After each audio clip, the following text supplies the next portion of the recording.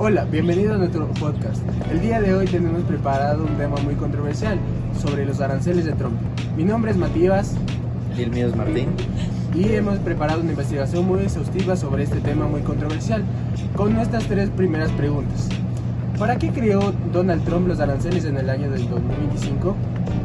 O sea, las medidas de Trump que se utilizaron era como que un proteccionismo americano, en el cual se dieron que China poco a poco iba comiéndose el mercado internacional, en lo cual hay que tener en cuenta que Estados Unidos es más consumidor que productor, en cambio China es más productor que consumidor, y por esto estas medidas arancelarias de Donald Trump, en el cual podemos darnos cuenta que es un proteccionismo en el cual utiliza el lema de American First, es decir, que la producción norteamericana incremente poco a poco, y a medida de nuestras preguntas y las encuestas que hemos hecho, hemos podido determinar cómo la gente tiene esta percepción acerca de los aranceles, ya que muchas pocas personas como que conocen acerca del tema, y también con esto utilizamos la lógica de Aristóteles, que es logos, que con los datos basados podemos dar una información en la cual es creíble, y nuestros datos se basaron en hacer encuestas y entrevistas a estudiantes de la Universidad de las Américas.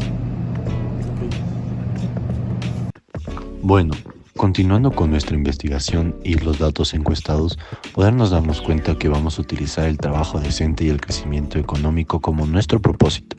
Y en el primer pastel de la gráfica podemos ver que el 73% aproximadamente de todos los encuestados respondió positivamente, señalando al gobierno de Trump que consideraba que otros países incurrían en prácticas comerciales injustas. Y desde esta perspectiva, los aranceles se presentaban como una herramienta legítima para nivelar las condiciones del comercio internacional y proteger la industria norteamericana.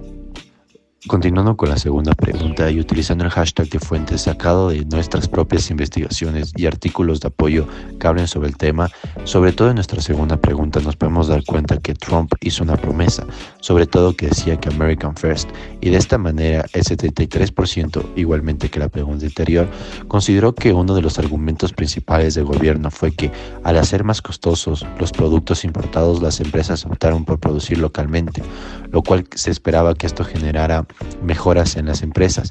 Sin embargo, fue todo lo contrario, ya que decayó y fue un golpe grave para la economía mundial. Continuando con nuestra tercera y última pregunta, en la cual nos hacía referencia que desde una perspectiva política y comercial, ¿qué tan coherente y efectiva se considera la estrategia de Donald Trump?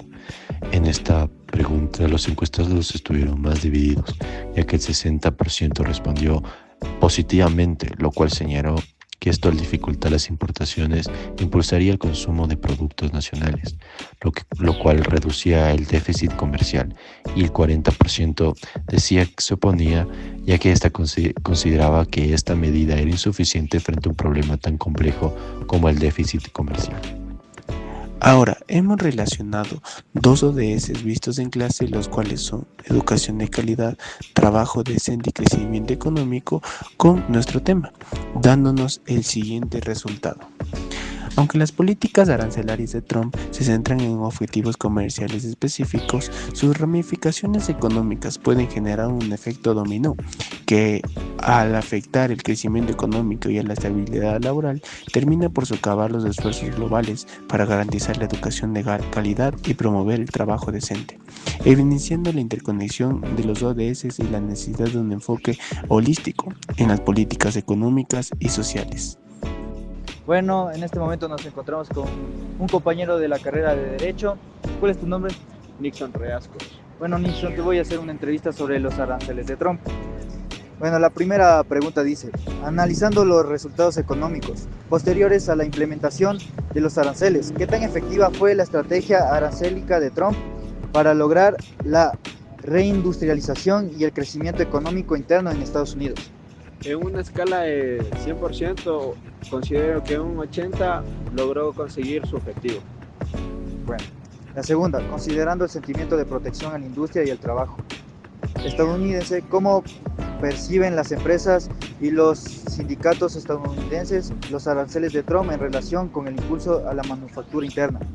Con respecto a la manufactura interna, yo considero que desde el momento que se hizo el cambio y se puso los impuestos a China, el gobierno de Estados Unidos mejoró en su industrialización. La tercera pregunta, desde una perspectiva política y comercial, ¿Qué tan coherente y efectiva considera la estrategia arancelaria de la administración de Donald Trump para lograr una reindustrialización significativa y duradera en Estados Unidos? Bueno, creo que antes que nada Estados Unidos como que siempre ha sido una potencia. Con esto creo que quiere rectificar en el ámbito también industrial. No solo sea una potencia en armamento, sino también sea una potencia industrial. Ok, muchas gracias, amigo. Bueno, este es el análisis que le hicimos a la respuesta de cada encuestado con los aranceles de Trump.